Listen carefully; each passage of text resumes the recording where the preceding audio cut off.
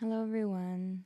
Kieran here on Take Time podcast. This week's episode features a woman in my life who has become and grown into the woman I call my mother. And it wasn't always this way growing up. And she'll tell you herself that I never let her mother me.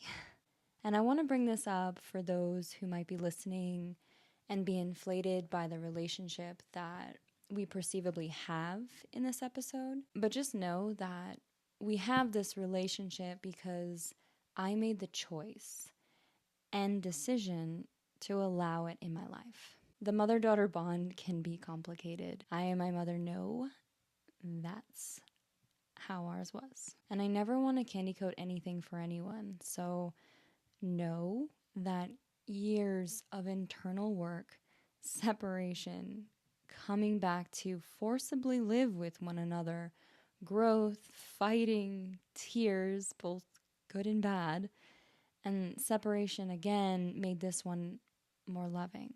Not overnight, but more like a 5-year span of intentional running away and coming back home to. I thought about not sharing this conversation due to its vulnerability on my part. And as a human in this world, I'm really working on what amount of sharing or oversharing balance is in my life. And this podcast is gradually teaching me to let up on the reins I grip tightly to preserve my ego. Because appearing perfect, like I'd love to think I uphold in my head as a Virgo, if you know, you know, actually is what pushes away what's meant for me. Because what it really is that I'm pretending with ego and hiding in an illusion that others can see. So I do let my guard down in this one because I'm learning how to be more vulnerable. And a little preface to this is I've been in the artist realm, being a photographer, a yoga teacher, and I've climbed my way up to experienced stretch therapist, amongst many other Jill of all trade occupations. My call in life intuitively has been of service to others, as if I got put through the ringer in my life and studied my ass off to be able to give back something to others who are going through what I already did, or share what my experience has taught me either with voice, art, or physical body work. It's sort of taboo to say I'm a healer, and I truly think I'm a regular girl trying to do big, hard things with my life that, honestly, the generations before me probably drank too much alcohol to ever achieve or want to. However, I feel my absolute best when I'm in this 3D expression of what I'm good at within dance with others. And by dance, I mean this synchronicity with connection, like when I'm in conversations that go beyond the bench, where people leave my studio feeling more elasticity in their bodies and their minds. What I mean by this is that after a yoga class where I get the chance before half of y'all run off to the next thing you want to do, to reflect with you all and experience what you went through in class. Or after a photo session where you learned how to be a bit more free in your body after seeing the final results, that sort of sheds the inner deprecated thoughts that you might have had before that. I did something worth my time. I did something good for somebody. I changed somebody's day or their way of feeling or thinking. It's something I've cultivated as happiness that is needed every day to keep my cup filled. Most of you might know this or recognize this as the daily grind. Chasing that next high and working your ass off in the meantime to supply the next one. It's cyclic, it never ends. And something I'm learning is that the happiness cannot be, or that my happiness, and by what I mean by that is sort of more emotional regulation. My emotional regulation daily cannot depend on if I've saved someone's life or not. You know what I mean? That's probably being dramatic, and I don't think I've done that necessarily, but you get what I'm saying. So this is what I'm speaking to in this conversation with my mom when I mention Robbin Williams, because if anyone out there knows Robbin Williams, he's one of my favorite actors personally. He does it all for the laugh, for the smile. He was out of his mind to express, to make someone feel good. And that's all he needed. But if that's all you need, when life is fluctuating up and down, moving through and out, daily life is not consistent. Neither are your emotions, and neither are the environmental things that are going to affect you.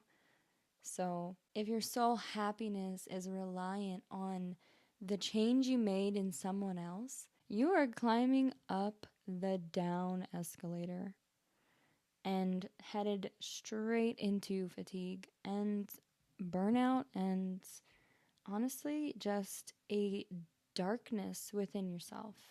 And I'm speaking these words to myself as well.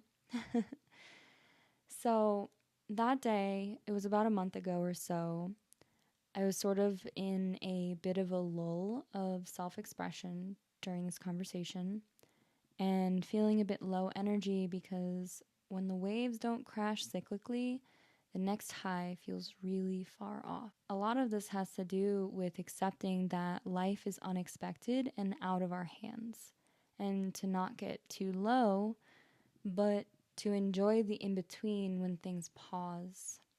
I've always wanted that as a tattoo, just enjoy the in-between. And if I could tell my younger self anything, and this could be like myself in this conversation a month ago, even that younger self, even 2 weeks ago's younger self, if I could just remind myself anything, it's that a life without pauses is genuinely exhausting. Because the in-between moments should be enjoyed as rest. And that rest should be where you feel free to exist in a space of mental calmness. But that's not ever how I thought growing up was or was ever taught. Rest is for the weak was more my motto. So I let my mom drive this conversation because truly she has grown so much. And I sometimes sit in disbelief and ask myself, actually, like, where is my mother and what did you do with her?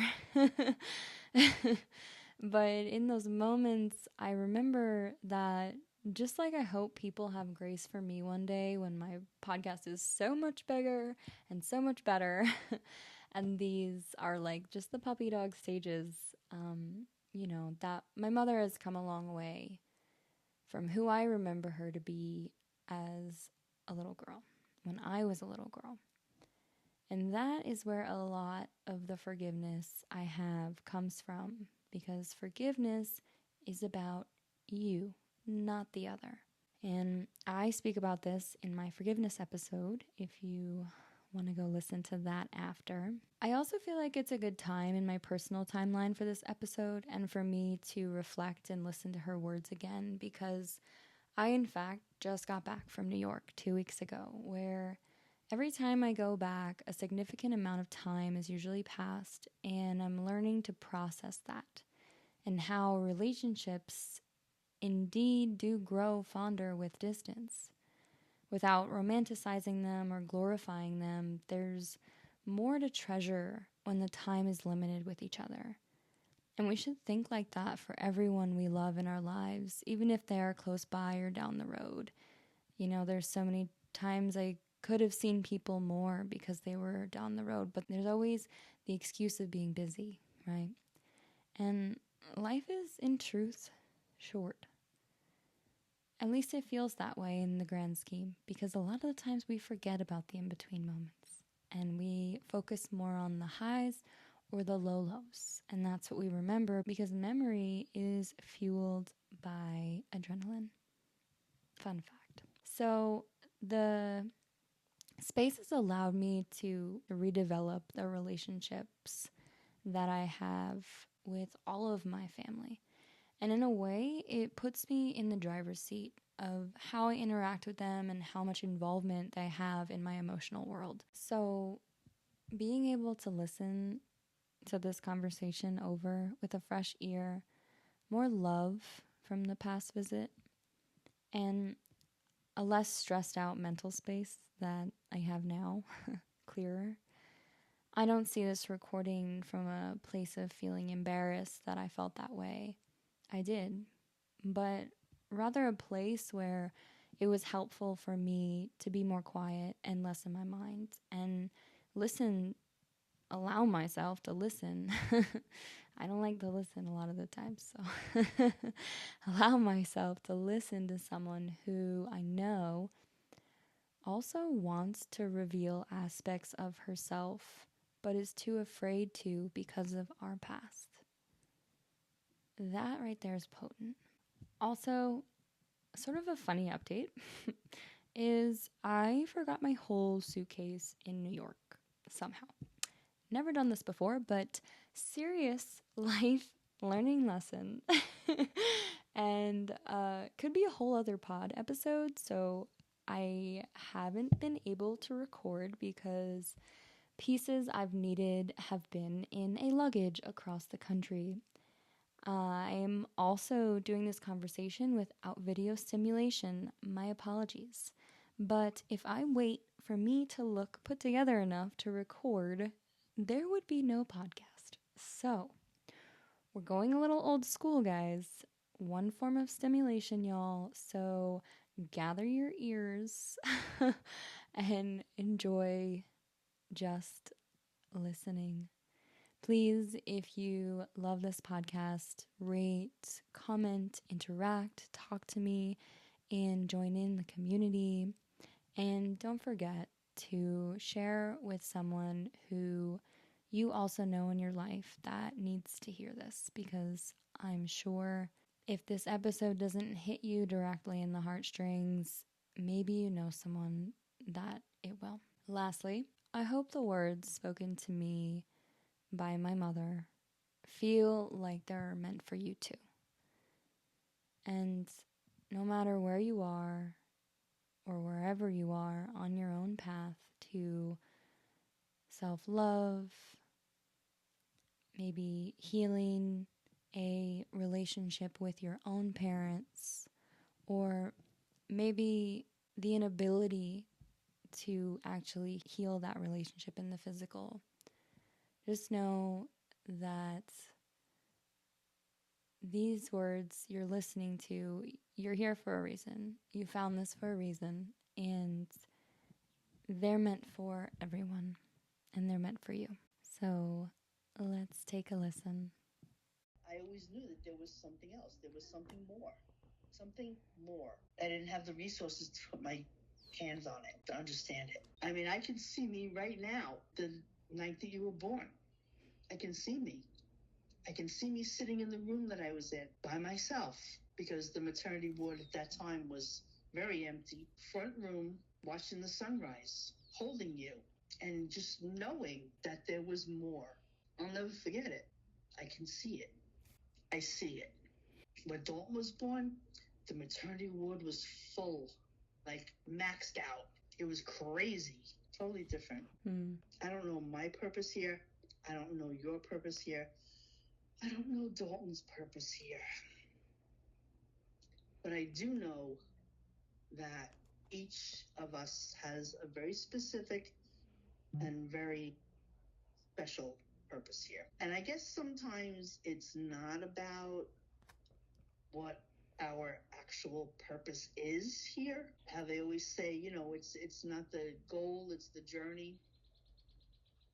But I'm really happy that your journey I'm happy that you are experiencing your journey a lot earlier in life than I'm experiencing mine. It's extra special. It's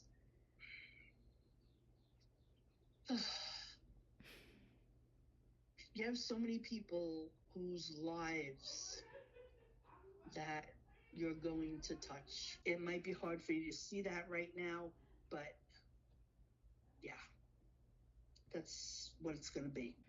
Well, it's kind of funny because, like, when I first got to Montana and I was, like, really isolated and alone and, like, very down and hard and sad, and I, like, hit this point and I was like, I feel like Robbin Williams.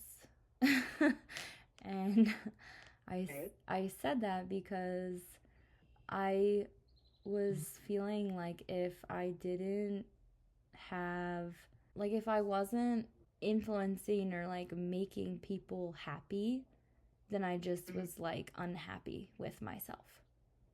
Right. Yeah.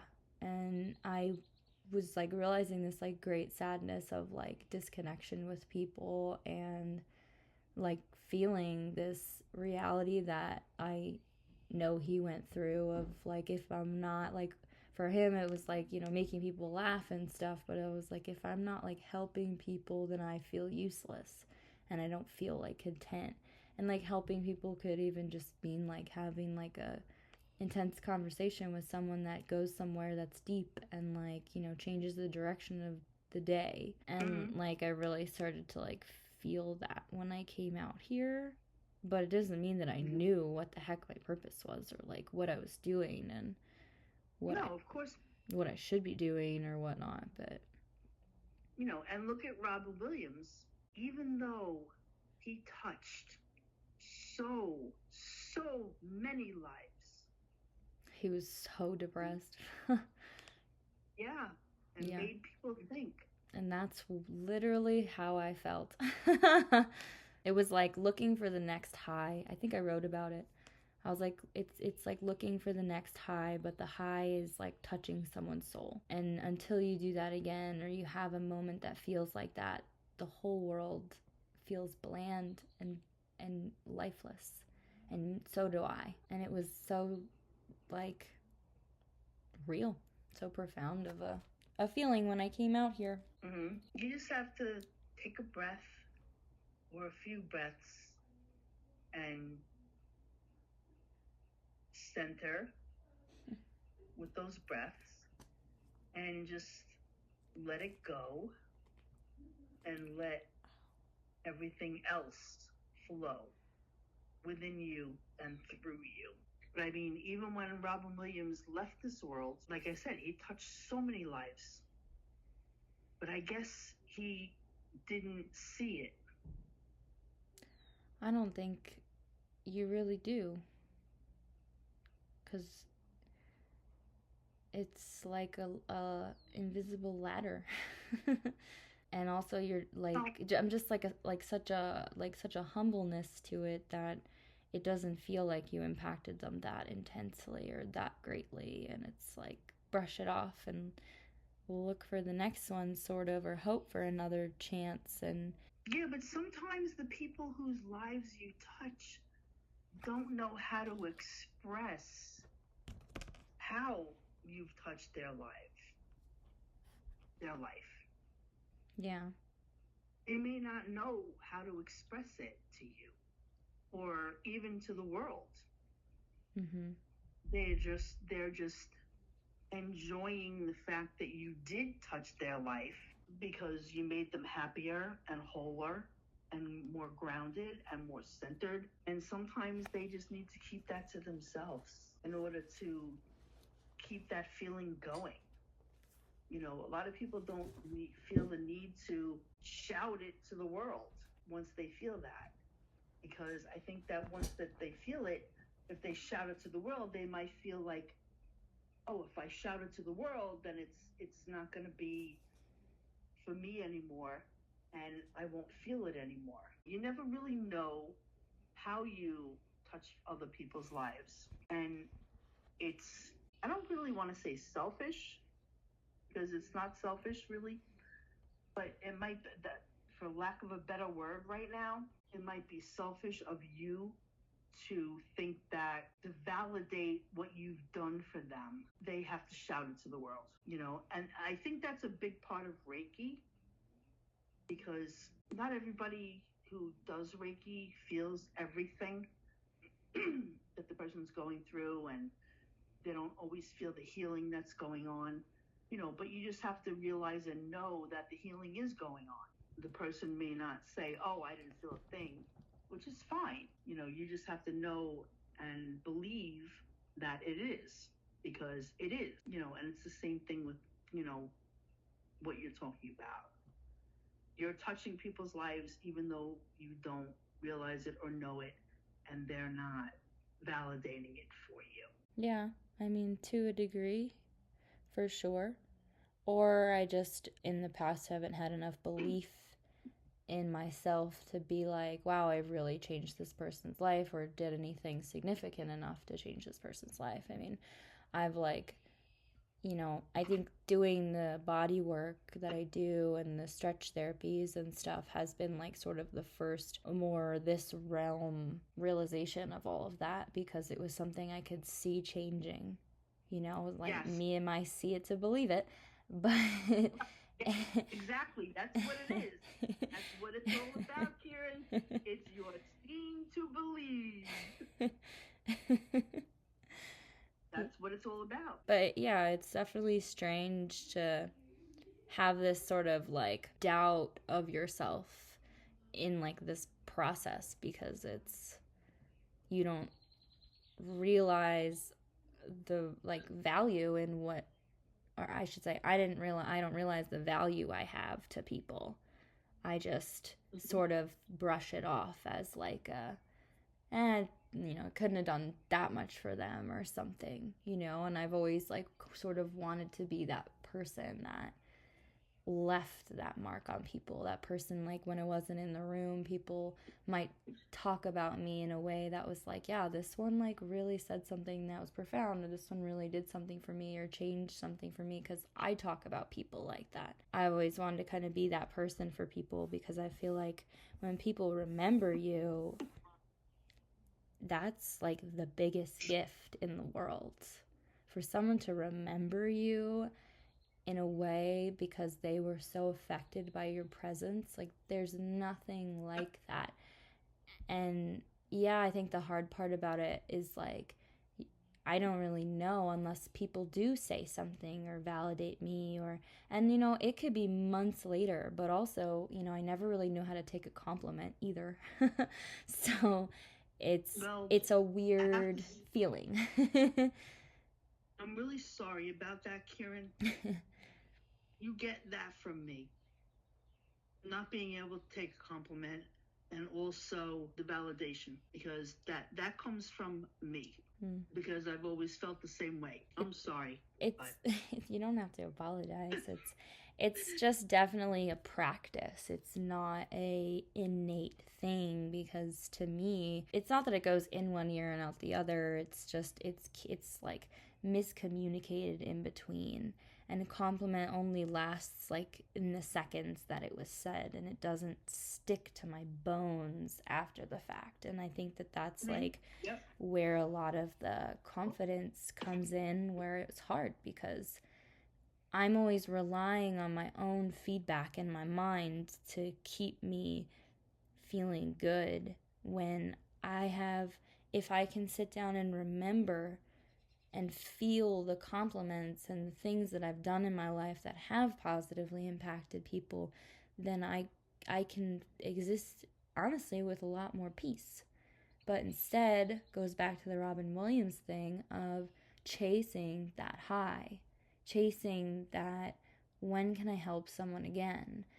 And it's not like I'm looking for it and seeking out, but when it happens, it's like I am on cloud fucking 9. Yeah. And when it doesn't happen every day becomes dull.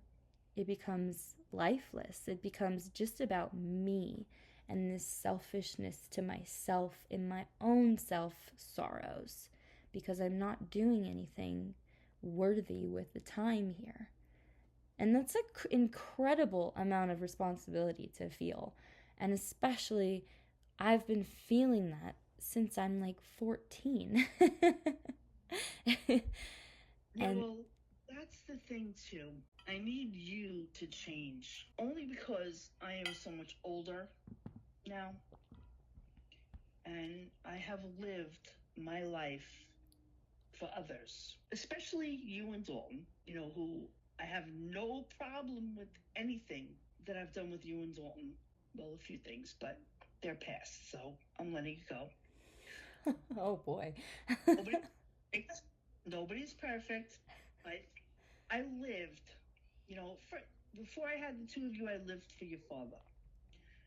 Once I had Dalton, I lived for him. Then I had you, and I lived for both of you and Dalton. I never lived for myself before I had you and Dalton.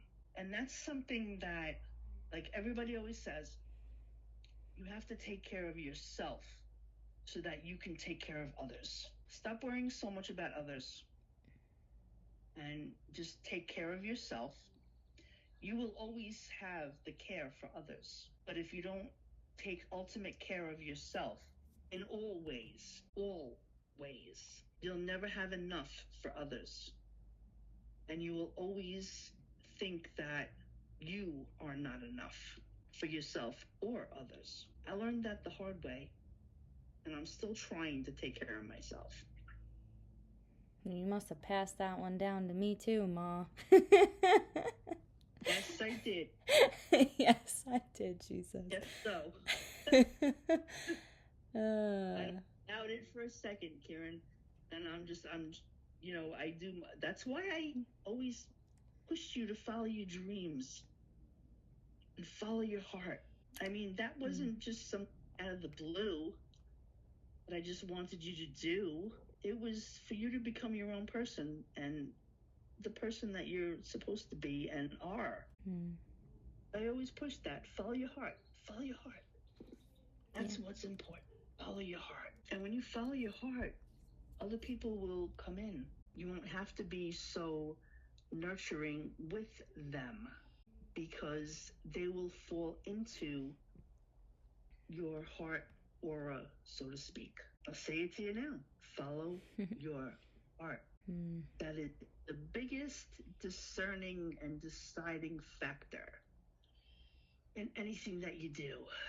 When you have the heart coherence, it aligns with everything else inside of you, and you are well on your way there. With lots of not listening and also learning what it even means. Like, it's easy to say follow your heart, but like in the grand scheme, in the moment, it's like, what does that even mean? And like, I've took it as callings and directions and doing crazy shit that I don't even know why. But I did know I was supposed to be there for a reason and stuff. But like, just in simplicity, like following your heart, it's sometimes so hard to hear it when everything else is going on. And you know how to sit on your ass on the floor and take a few breaths. And when you take those breaths, just say to yourself, I follow my heart. I follow my heart. I may not know what my heart is deciding for me, but I'm going to follow my heart. You know you can do that. And think back to when you did follow your heart. One example, when Joe and I pushed you to reapply to FIT. I mean, you were feeling like shit because you didn't get accepted, which was ridiculous. But, we pushed you the following year. And then within 2 weeks of getting the application in, you busted your ass and you did it. Yeah, I had crunch time to get that in too. 2 weeks. It was 2 weeks, Karen. I had 2 weeks to do an entire college portfolio and write 4 essays. Whatever it was you had to do, it was 2 weeks. It was a whole portfolio. Think about how that made you feel, because that was you following your heart. So when you sit on your butt on the floor and you're doing a heart meditation to follow your heart, think about how that made you feel when you got accepted that time. because that was following your heart. And that's the feeling that you want to embrace. Lock it in a box. Envision like a beautiful jewelry box, whatever jewelry kind of box that you might like. We were both into boxes. Remember that? Nice. So, oh my God. So you just I still like boxes. Like envision the box in front of you. And you put the feeling into it. And then you close the box. And you lock the box. And that will help you remember. And keep that feeling. It's love that makes the world go round. It really is. And that's something kind of silly because it's way back from my time. Mm-hmm. And a lot of people forget that. Well, I think that's just it, is like day to day, I forget all these moments that I like just, I don't know the word. I want to say kicked ass in.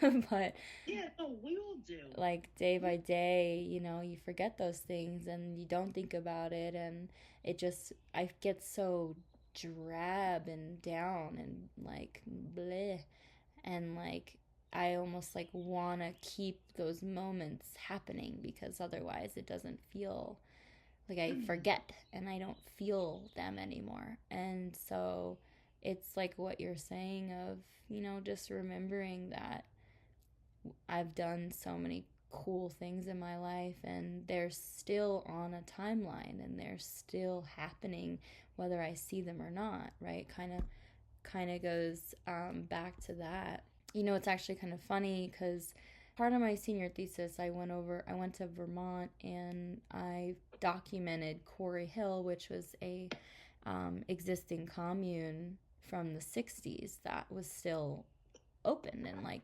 functioning differently now, but functioning. And Lady Belle, just reached out to me yesterday and she wrote me all these really sweet messages, and I like became a pen pal with her. I had to gain her trust to get on the property and like to prove that I was just there to like do good, because she had been taken advantage of before and she wasn't just going to let anyone come and photograph. And then like I gained her trust and everything and I did the whole project. So she reached, and this was, you know, college. So this was like, oh my God, like 9 years ago. She reached back out saying that she is potentially going to give over like the land to the people that have been living there on the commune and like sort of like let it go. And she asked if I wanted to like come back and document that, and I was like, that's such an honor. Like that's such an honor 7 years later. And she's like, Kieran, my love, like, you know, she's so sweet. And it's like 7 years later, I thought, like, it just goes to show, like, the work I did there not only was, like, a senior thesis for me and a huge learning thing, too. And, like, honestly, my most favorite work to date, the fact that 7 years later, she's reaching out and she wants me to come document, like, the handoff of this very historic part of her life. And I mean, history in general, you know, it's just kind of wild, you know. And it's crazy after all these years. Mm-hmm. That she came back to you. She reached out like I was there yesterday. It just, her demeanor and everything she said, it was like a friend, you know. And it was surprising, and I'm like, that is so awesome, like, yes. Let me know when. But also just going back to like, it's moments like that when you do get them. It's not like I live every day seeking the validation of and the reward of my actions, you know, you kind of said in the beginning. But it's that when it does happen, even 7 years later, when that happens, it's like, wow, you know, and like, that's what I need to put in the box. Yeah. Definitely. Yeah. But keep the box. Because, you know, if you keep the box, you always have it there to open when you're not feeling so great. Yeah. You know, and if you put the box in your heart, inside your body, inside your soul, you can't lose it. It'll always be there. Can't forget about it. That's the thing. I can't forget. Because if I forget, then it's But like it didn't matter. happen. Even if you forgot that the box was there, it doesn't matter because it is still there. When the time is right, you'll remember again that oh shit, dang, I have this box inside of me that's full of awesome stuff. Trinkets. Okay? The way it is. Yeah. Well, I just think that, like, for my own personal happiness, like, remembering things is, like, a key, like, a missing ingredient to happiness, I think. At least for me. But you also know that happiness really only comes from within. Yeah, well, self-talk is definitely from within. You know, anything outside of you can only make you happy for a certain amount of time. And it does. It keeps you happy for a certain amount of time. And then it's like, oh shit, back to the old grind. Here we go again. I feel like shit. You know, so the happiness that comes from within, inside that box, that's in your heart, your soul's heart, that you can't lose. And you can always tap into it.